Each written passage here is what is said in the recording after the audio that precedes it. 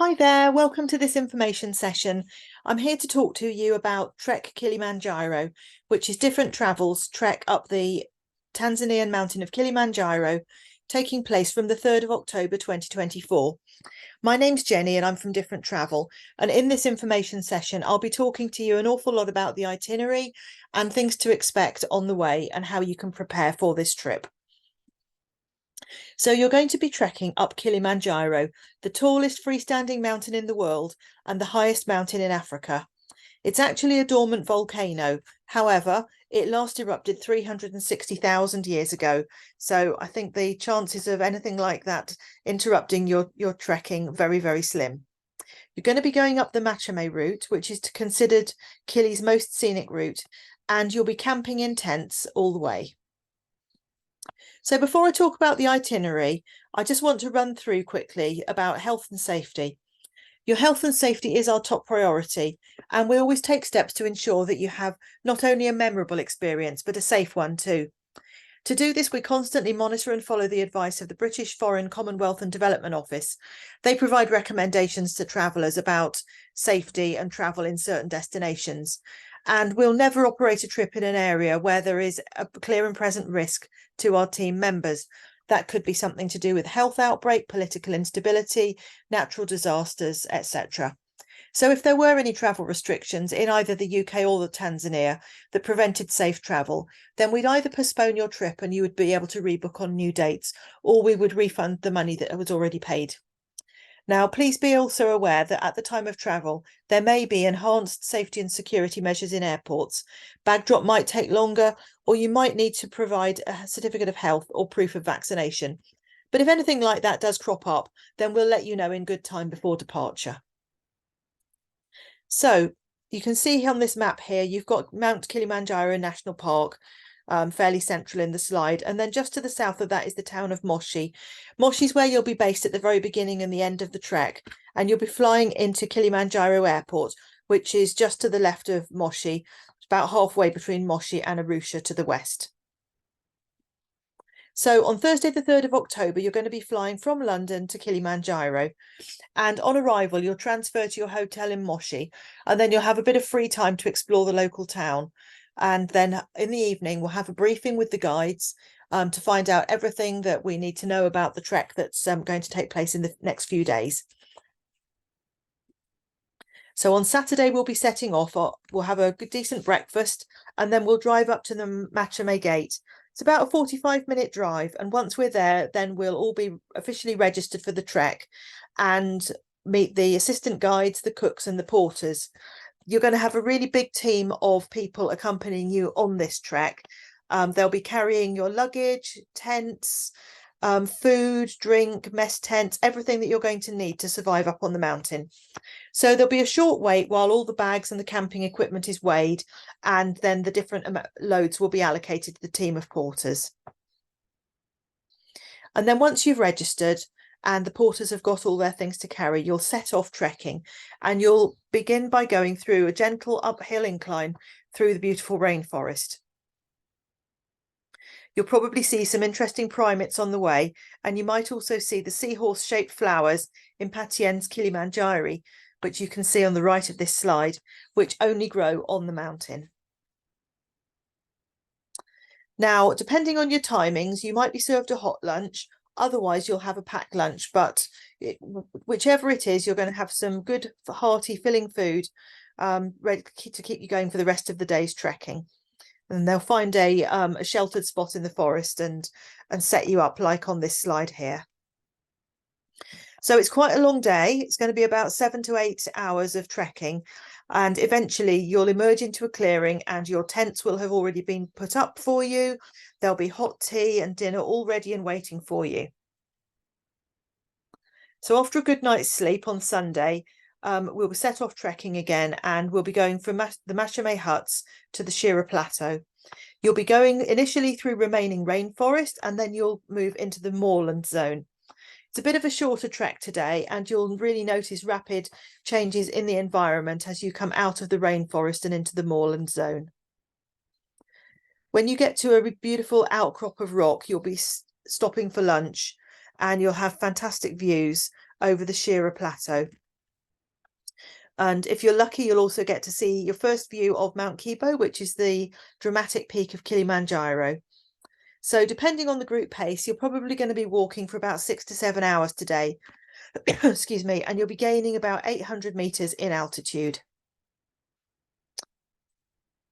So on Monday, we're going to be climbing up to Barranco Camp, which is situated at 3,950 meters. Today's not as steep as yesterday, but it is a challenging trek, and we'll be both gaining and then losing altitude. And this is all part of the acclimatization process. So we'll be leaving the moorland zone and entering dry, rocky alpine desert. Part way through today, you'll arrive at the lava tower. This is a volcanic plug and it stands at an altitude of 4,500 meters. So it is a challenging day today, but actually reaching the lava tower is a kind of important goal.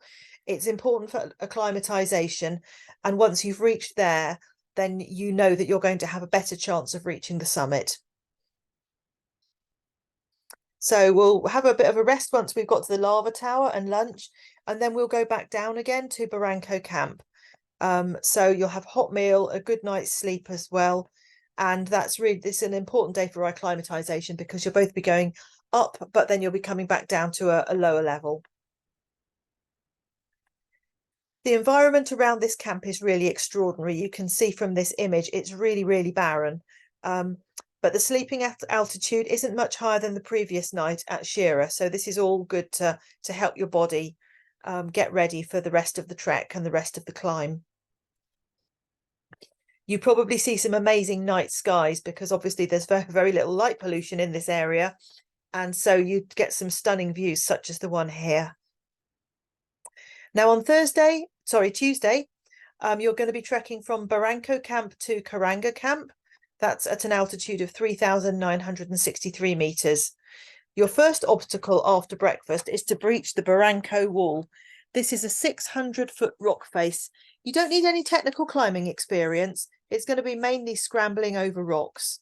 And it is quite a challenging but really satisfying element of this trek. And often it's one of the highlights of the trek.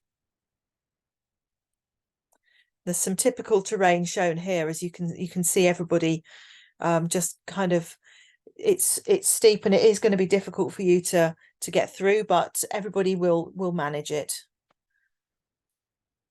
So there's another image here of the Barranco wall. You can see some of the porters carrying various bits of equipment. So it's quite amazing what they take up the mountain, and this is why it's really important that we have this team of porters, because it's really quite challenging to do this. So once over the wall, you'll have a dramatic change in scenery. You'll be coming into a rocky plateau and you'll have some really beautiful scenes now as you walk and great views. And then you'll descend into the Karanga Valley, and then you'll climb up the other side and you'll camp at one of the most beautiful campsites. So on Wednesday, we leave Karanga Camp and we go to Barafu Camp. This is 4,700 meters, so quite a change in altitude. It's a slow and steady trek today as you ascend, and you'll have the summit peak of Kibo dominating the horizon all morning. The terrain's going to change again. It's going to become drier and almost moon-like with very little flora or fauna. In places, it's going to be steep today, so you do need to follow the gentle pace of the guide. There's no rush on this. Obviously, there is a time frame within which we need to do the climb. However, you need to trek at the right pace to conserve your energy, make sure that you're breathing okay, and so on. And the guides are so knowledgeable about what you shouldn't be doing. So just follow their guidance, and everything will be fine. So it'll feel colder today. It's quite an exposed area and there can be some quite high winds. And then in the afternoon, you'll arrive into Barafu Camp, and then you'll be able to have an early dinner and early to bed, because tonight at about 11 o'clock, you will start your preparations for the final ascent to the summit, Uhuru Peak.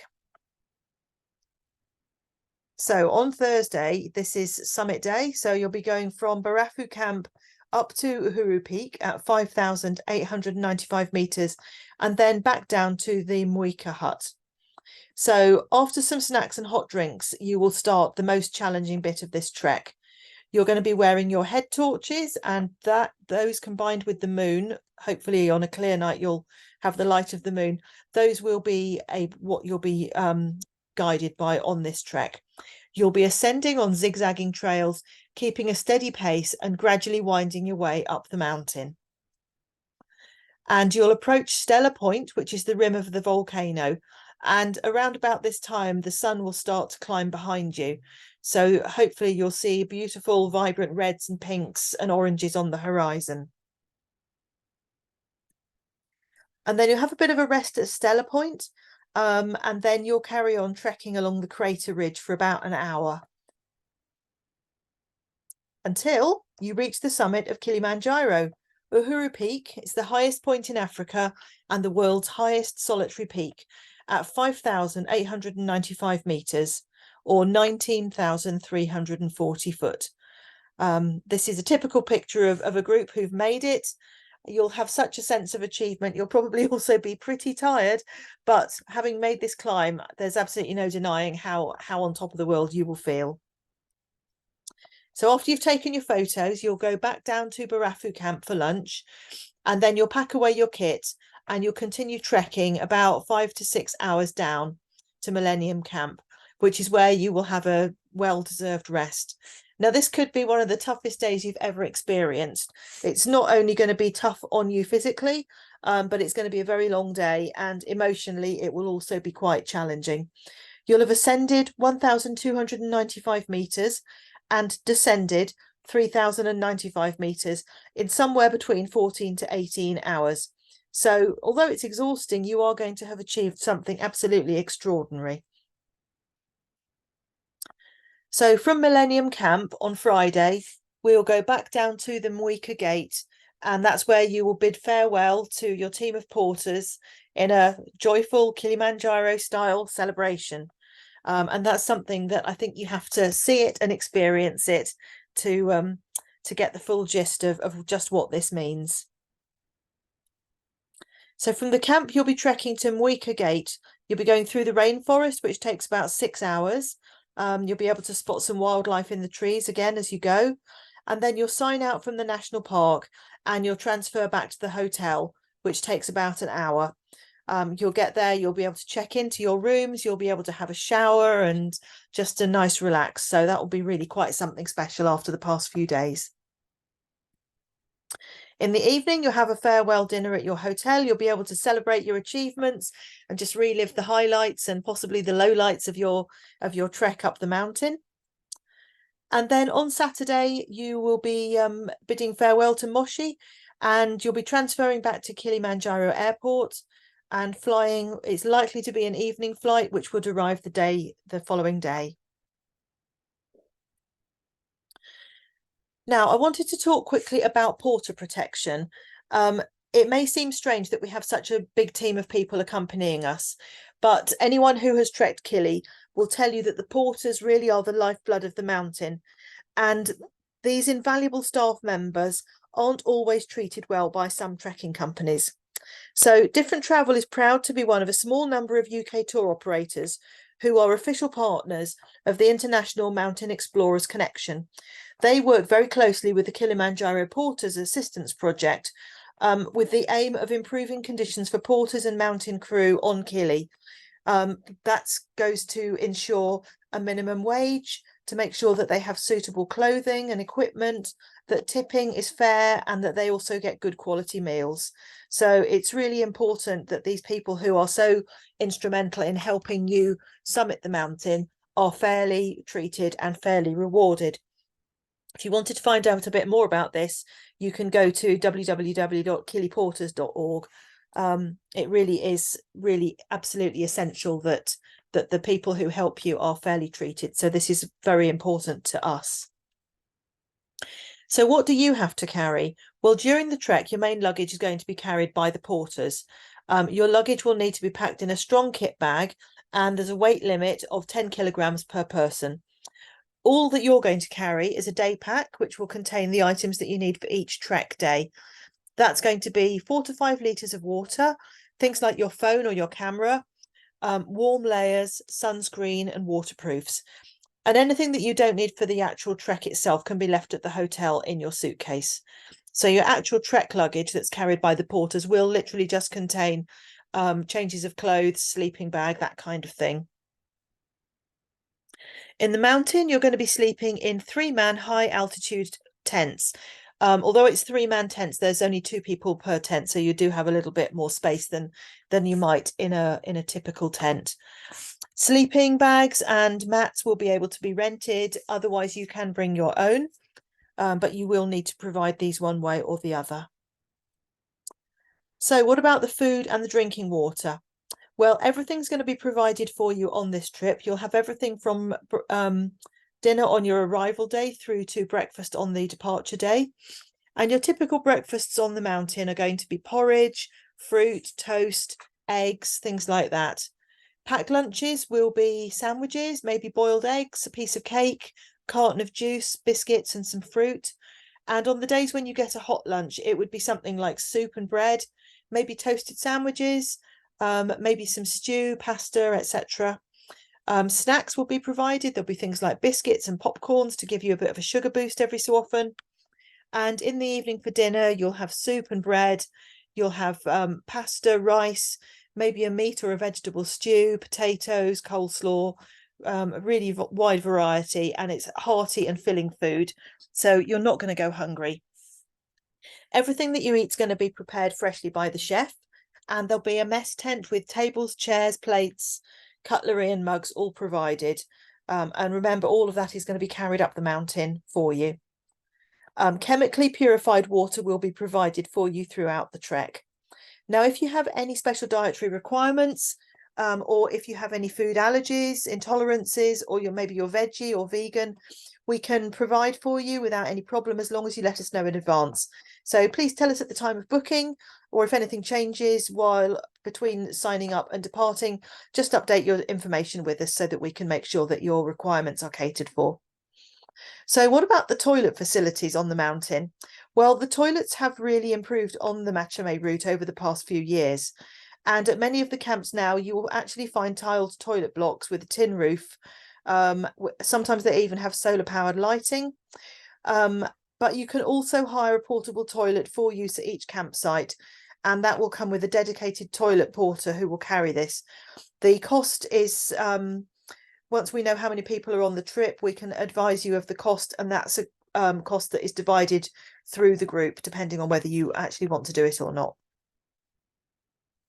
In terms of personal hygiene, you'll be provided with hot water in the morning to wash your hands and your face. There are no showers up the mountain, so you might want to take some baby wipes just to make sure that you can freshen up and so on while you're on the trek. So a little bit here about the altitude, because as I've gone through this, there's been quite a few different altitudes that we're going to be covering. Your maximum altitude is 5,895 meters. You're going to be starting at 2,400, and then you're going to be going up to 3,000. Then you'll go up to 3,840. Then you have an acclimatization day where you go up to 4,500, but then come back down. And then you carry on up over 2 more stages to 3,963. And then 4,500 is the camp from where you start summiting. You then go up to the summit, and then you descend all the way down to 2,800. And then from there, you go back down another 2,400. So there is a huge amount of altitude gain and loss on this trek. You can't train for altitude. It's really difficult to know how you're going to react to the altitude and the change in air and so on. So all you can do is train to make sure that you are as fit as you can. The normal symptoms of altitude sickness can include things like headache, nausea, lack of appetite, insomnia, fatigue, and dehydration. And it's really important that when you do arrive at a place of high altitude, you take it easy. So make sure that you don't push your body too much. Walk slowly, keep well hydrated, just relax and take it slow, and make sure that you eat well as well, even though you may not feel like it. You shouldn't take any codeine or sleeping tablets because that can exacerbate symptoms. And the other thing is to really listen to your guides. They're the key people who will be able to tell whether you're suffering and advise you on what to do. So a few frequently asked questions which might have arisen while I've been chatting. Communication. So there might be a bit of a phone signal while you're trekking, but it's not guaranteed. So you may have a few days where you're just off grid, and there's nothing wrong with that. Wi-Fi will be available in the hotel, so you'll be able to upload your photos and get back in touch with your friends and family once you get back to the hotel. It's essential that you have travel insurance. You need to arrange this yourself, and you need to make sure that your policy covers trekking at altitudes of up to 5,895 meters and with helicopter rescue. In terms of your footwear, you'll need to bring walking boots. Trainers aren't suitable, nor are walking shoes. They do need to be the boots with a bit of ankle support. There's no upper age limit. As long as you are fit enough to do this trek, you're very welcome to join. There is a lower age limit of 18. However, younger people aged 16 and 17 may join, provided they're accompanied by a parent or a guardian. If you have a medical condition and you're wondering if you can take part, please go and see your GP. Have a chat with your GP, explain where you're going and what you're going to be doing, and they'll be able to advise you. When you submit your booking form, you do need to declare medical conditions. These must be declared, and if necessary, a form may need to be signed by your GP. So how challenging is this trip? Well, as you can guess, it is pretty challenging, and it's rated by us as challenging to extreme. You've got 7 days of trekking, and you're going along terrain that varies hugely, starting as undulating, but also with some tough ascents on the way up and some tough descents on the way back down. If you haven't done an overseas trek before, as long as you commit to adequate training, you will be able to do this. But you do really need to be sure that you do an awful lot of training to make sure that you are up for the challenges of this trek. The more training you do, the more familiar your body's going to be at recovering after each day. And then after a good night's sleep, it will be well adjusted to carry on the next day. The views along the way are absolutely breathtaking, and that's going to help take your mind off the toughness of the trek. However, you do need to make sure that you come to Tanzania as fit as you can be. So how should you train? Well, the key thing is to go outside and start walking. If you're not a regular walker, then start with short distances. And as you get more comfortable, increase your mileage and add in more challenging terrain until you can comfortably walk for several consecutive days on hilly terrain. Now, you need to make sure that hill walking features highly in this training to prepare your body for the terrain that you're going to experience on the trek. You can also do things like running, cycling, gym workouts, boot camps, but those should complement your hill walking rather than replacing it. And it's also really important to build up your core and leg muscle strength. So exercises such as squats, lunges, push-ups and planks can really enhance your training. And you can do those at home. You don't actually need to join a gym to do those kind of things.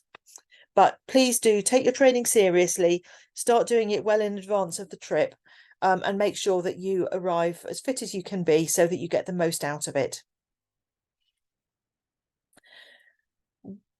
What support will be offered for you in terms of fundraising for this trip?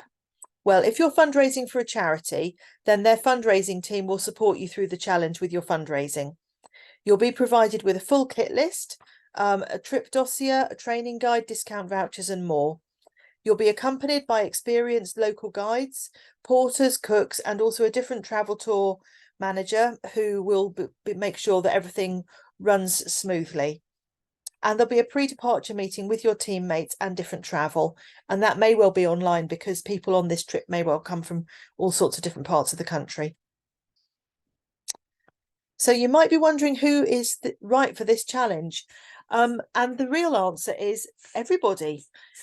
We have a huge range of different people who do join our trips. This image here just shows you a cross-section of people on one of our treks. We have people who are doing something to celebrate a milestone birthday, people who maybe wanted to kickstart a healthier lifestyle. There's people who've always wanted to do something like this and have always had it in their hearts that they'd love to climb Kili.